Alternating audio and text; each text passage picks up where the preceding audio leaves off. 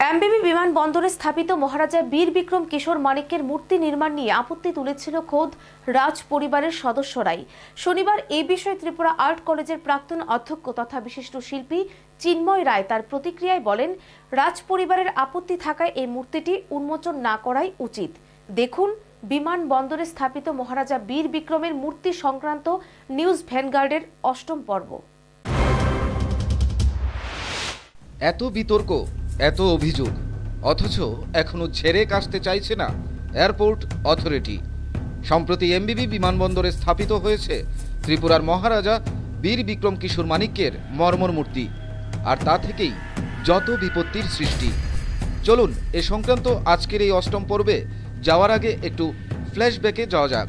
রীতি মেনে বিমানবন্দরে বীর বিক্রমের মূর্তি স্থাপনের দায়িত্ব এবারও বর্তায় ত্রিপুরা আর্ট অ্যান্ড ক্রাফট কলেজের উপর। গত ৭-৮ বছর ধরে বহু মনীষী বিশিষ্ট ব্যক্তিত্বের মূর্তি স্থাপিত হয়েছে এ রাজ্যে। বলতে গেলে মূর্তি স্থাপনের সংস্কৃতি এ রাজ্যে উত্তরোত্তর বৃদ্ধি পেয়েছিল বাম আমল থেকেই।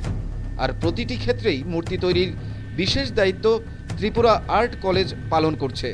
এই মূর্তি নির্মাণকে ঘিরে ত্রিপুরা আর্ট কলেজে গড়ে উঠেছিল একটি দুষ্ট চক্র। থাক, দুষ্ট চক্র নাই বা বলা হলো, কারণ শত হলেও শিল্পী বলে কথা। কিন্তু এই ঘুঘুরা কি মনে রাখে তাদের পদমর্যাদা?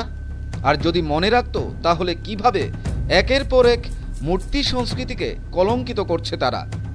কেন বহু মূর্তি তাদের দৌলতে আজও উন্মোচনের অপেক্ষায়? বলতে গেলে একাধিক মূর্তি এ রাজ্যে ছড়িয়ে ছিটিয়ে রয়েছে, যেগুলি সরকারি পয়সায় তৈরি হয়ে নানা বিতর্কে মুখ ঢাকা অবস্থাতেই পড়ে রইল। আর রাজধানীতে তো ২ কদম পরে পরেই এরকম মূর্তি রয়েছে, যেগুলো দেখে মূর্তির পরিচয় পাওয়া শুধু কষ্টকর নয়, দুঃসাধ্যও বটে।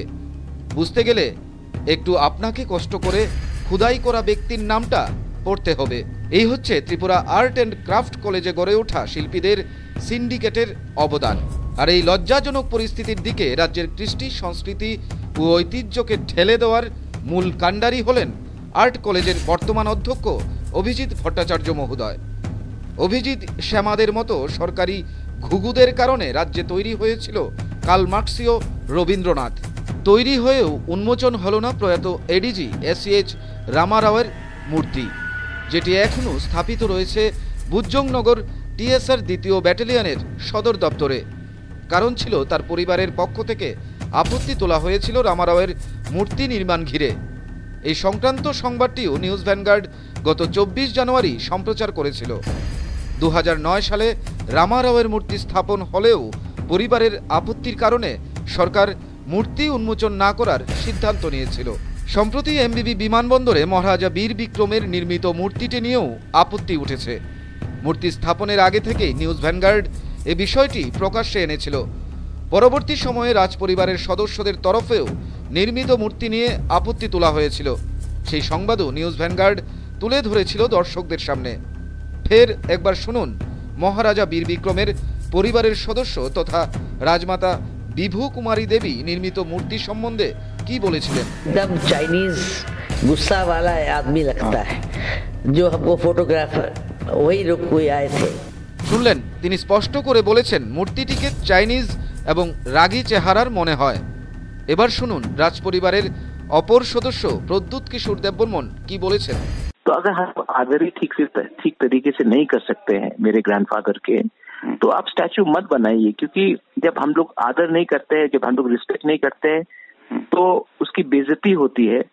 অর্থাৎ এটা স্পষ্ট যে মহারাজার মূর্তি নির্মাণ করা হলেও তার পরিবারের তরফ থেকে আপত্তি তোলা হয়েছে।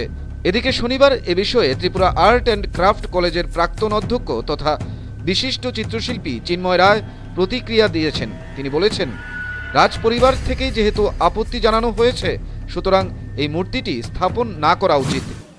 ত্রিপুরার একটা ঐতিহ্য এবং এবং যেহেতু তারা মহারাজকে কাছের থেকে দেখেছেন, যদি ভালো হয়নি বলে তাহলে তো ঠিকই আছে। ওদের পরিবারের একটা কনসেন্ট দরকার আছে সেখানে। এবং শুধু তাই নয়, এক্ষেত্রে বহির্রাজ্যের একজন সুদক্ষ চিত্রশিল্পীকে এনে একটি এক্সপার্ট কমিটি তৈরি করে এই কাজ করা উচিত বলে মন্তব্য চিন্ময় রায়ের। একজন শিল্পী থাকলে ভালো। আগরতলা ত্রিপুরার বাইরের একজন বিখ্যাত শিল্পী, নামকরা শিল্পী থাকলে ভালো আমার মনে হয়। কালমার্ক্সীয় রবীন্দ্রনাথের মূর্তি পরিবর্তিত হয়েছিল সমালোচনার জেরে। বুজ্জংনগরস্থিত টিএসআর 2য় ব্যাটালিয়নের সদর দপ্তরে স্থাপিত মূর্তিটি উন্মোচিত হয়নি পরিবারের আপত্তির জেরে। কিন্তু এত সমালোচনা, এত বিতর্ক এবং সর্বোপরি রাজ পরিবারের সদস্যদের মূর্তি নির্মাণ নিয়ে আপত্তির পরেও কেন নিশ্চুপ বিমানবন্দর অথরিটি? কেন এখনও এমবিবি বিমানবন্দরে স্থাপিত মূর্তিটি উন্মোচন না করার প্রকাশ্যে ঘোষণা দিচ্ছে না এয়ারপোর্ট অথরিটি? যদিও এয়ারপোর্ট অথরিটির অভ্যন্তরে মূর্তি পরিবর্তনের আলোচনা জোরালো হচ্ছে বলে সূত্রের খবর। এমবিবি বিমানবন্দরে স্থাপিত মহারাজা বীর বিক্রমের চাইনিজ রূপী মূর্তিটির ক্ষেত্রে শেষ পর্যন্ত কি সিদ্ধান্ত নেয় এয়ারপোর্ট অথরিটি, সেদিকেই তাকিয়ে রাজ্যের শিল্পী মহল। Bureau report, news vanguard.